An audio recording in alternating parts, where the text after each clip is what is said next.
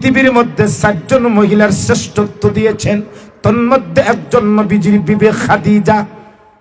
খাদিজা এমন একজন নারী, যেই নারীকে স্বয়ং আল্লাহ সালাম দিয়েছেন। সুবহানাল্লাহ, মুখে বাড়ি তো না তো। আর আমরা বিবিরে সালাম দিই না, আমরা কেউ বিবিরে সালাম দিই হুজুরিতে কিতাব, আমি জামাই আর তাই আমার বউ, আমি তাইরে সালাম দিলাইতাম, ইম্পসিবল। ঠিক না বেটি?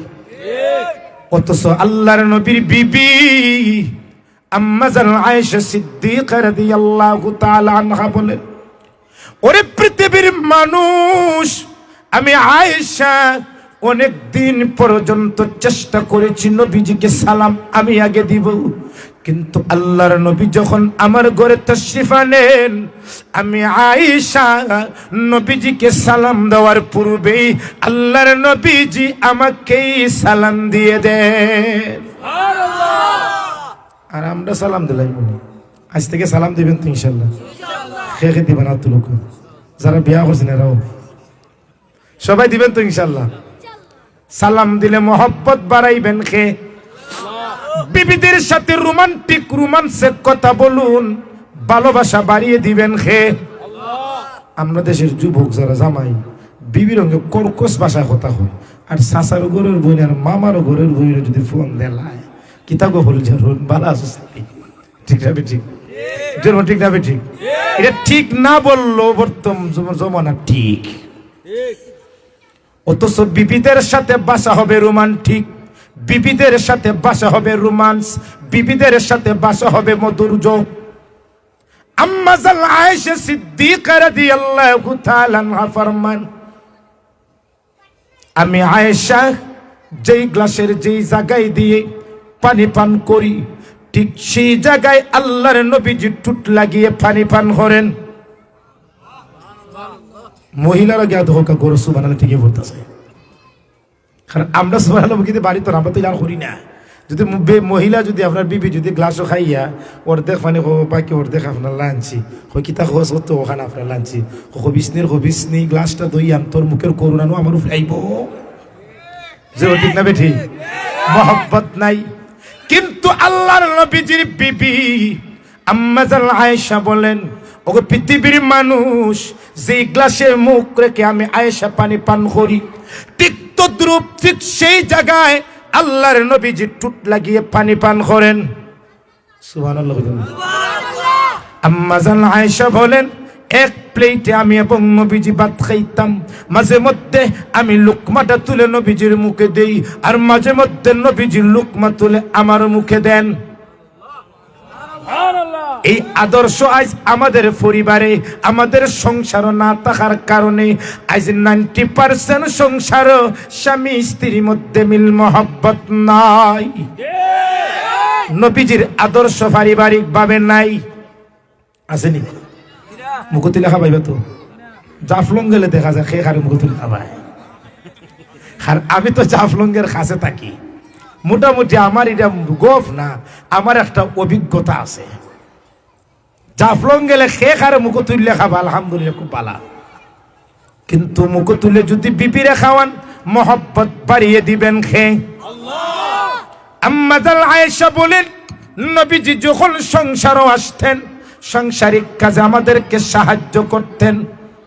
আমি আলু বানাইলে নবীজি খাসা আনাজ বানাইতেন, আমি ঝাড়ু দিলে নবীজি প্লেট পরিষ্কার করতেন। আর আমরা সংসারে গিয়ে যদি বিবি হই খাবারটা ধুয়ে দেও না, কিতা কইছস, কিতা কইলে আবার খাবারটা ধুয়ে দিতা, তুই তালাক, তোর মা, তোর নানি, তোর দাদি তালাক। এরকম আছে না নাই? জুড়ে বলেন আছে না নাই? জিদ্দুহুন্না জিদ্দুন ওয়া হাজলুহুন্না জিদ্দুন সালাস। তিনটি বিষয় এমন, বাস্তবে বললো বাস্তব, ডঙ্গে বললো বাস্তব, তন্মধ্যে একটা হইল তালাক। আপনার বউরে মনে করলো গো তোর আমি 3 তালাক দিলাইলাম, ও মনে করছেন 3 তালাক মনে হয়ে গেছে শেষ। আছে না নাই? সাবধান। আল্লাহর নবী ফরমান, যে স্বামী তার বিবির কাছে উত্তম, সেই স্বামীটা সবার কাছে উত্তম। আল্লাহর নবী মাঝে মধ্যে বিবিদের সাথে খেলাধুলা করতেন। কার সাথে? জোরে হন কার সাথে? স্টেডিয়াম ফুটবল খেলা না, দৌড়াদৌড়ি। একবার সফর থেকে আসার সময় নবীজি আয়েশারে বললেন, ও আয়েশাটা দৌড় হয়ে যাক। হ্যাঁ দৌড় হয়ে যাক। হুজন কুটি দেখা যায় যে আগে যাইবে ফার্স্ট। নবীজিও দৌড়েন, আম্মা জানো দৌড়েন, নবীজিও দৌড়েন, আম্মা জানো দৌড়েন। আচ্ছা বলুন তো, নবীজি যদি বাস্তবে দৌড়েন, আম্মা জান আয়েশা কি নবীজির সাথে পারবেন? নবীজি ফার্স্ট। মাঝে মধ্যে আমি যদি ফার্স্ট হয়ে যাই তাহলে আমার বিবির মনটা বেজার হয়ে যাব। আল্লাহর নবী হঠাৎ করে দৌড় স্লো করলেন, আম্মা জান আয়েশা ফার্স্ট হয়ে গেলেন। আয়েশা খুশি, নবীজি আমি ফার্স্ট হয়ে গেলাম।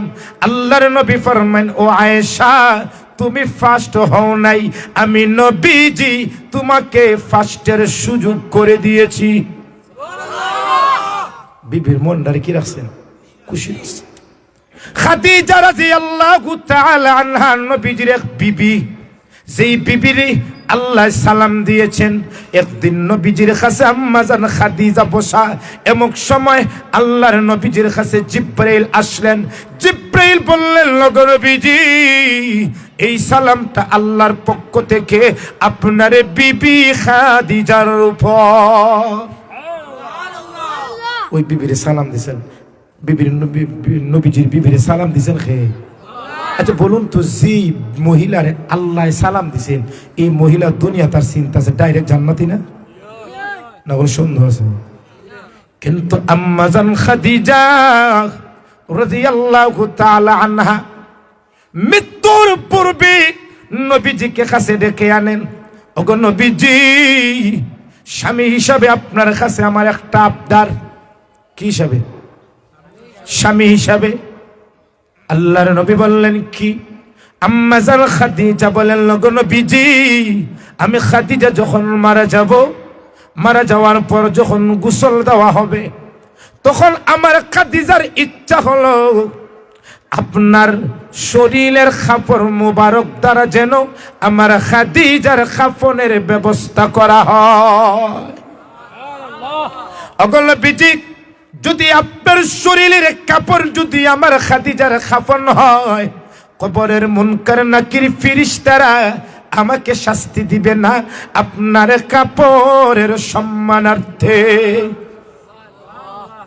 দুই নম্বর কথা, ওগো নবীজি আমাকে যখন কবরের কাফন পরানো হবে, কবরের মধ্যে যখন রাখা হবে, আমার খাদিজার ইচ্ছা হইল কবর যখন রাখবেন আপনার নিজের হাত দ্বারা আমি খাদিজাকে মাটির মধ্যে রাখবেন।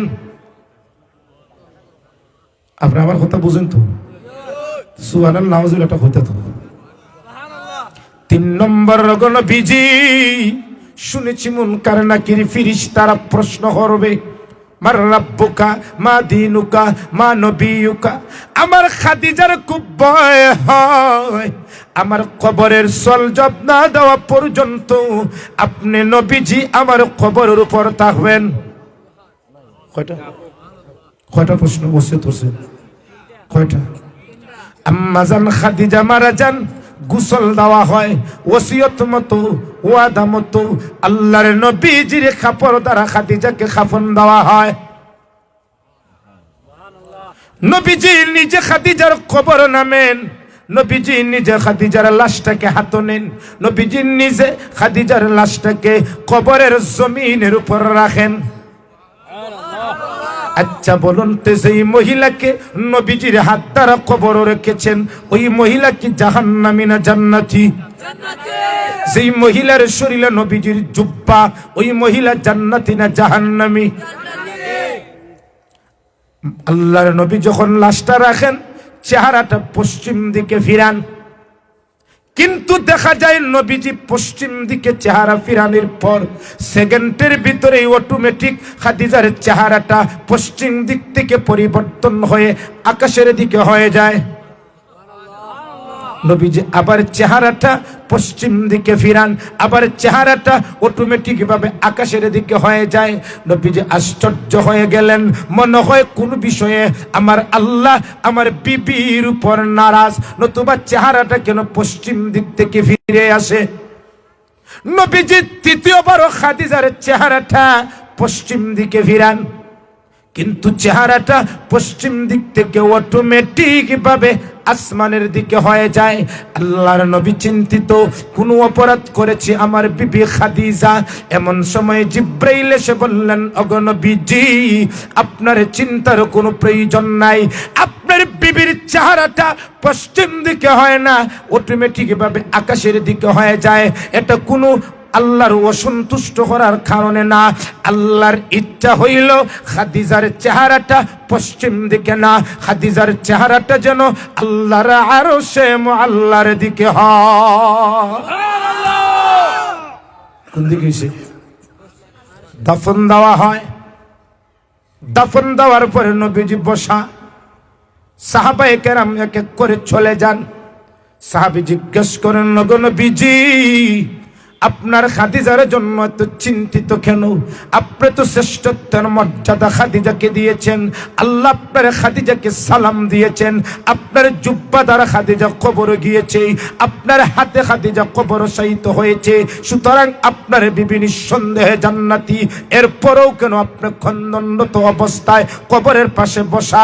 আল্লাহর নবী ফরমাইলেন, ওরে সাহাবী, আমার বিবির কাছে আমি ওয়াদা দিয়েছিলাম মুনকার নাকিরের প্রশ্নের উত্তর দেওয়া পর্যন্ত আমি নবীজি যাতে কবরের উপর বসা থাকি। নবীজি কবরে বসা, সাহাবায়ে কেরাম সব চলে গেলেন, এক এক করে সব চলে গেলেন। এমন সময় জিব্রাইল আলাইহিস সালাতু ওয়াস সালাম বলেন, ওগো নবীজি, কোন কারণে আপনি এখানে বসেছেন? আমার খাদিজার কারণে। আপনার আর চিন্তার বসার প্রয়োজন নাই, বাড়িতে চলে যান। আল্লাহ ঘোষণা দিয়েছেন, কবর খাদিজার মুনকার নাকিরের প্রশ্নের জবাব আল্লাহ আরশে মুআল্লা থেকে দিয়ে দিবে।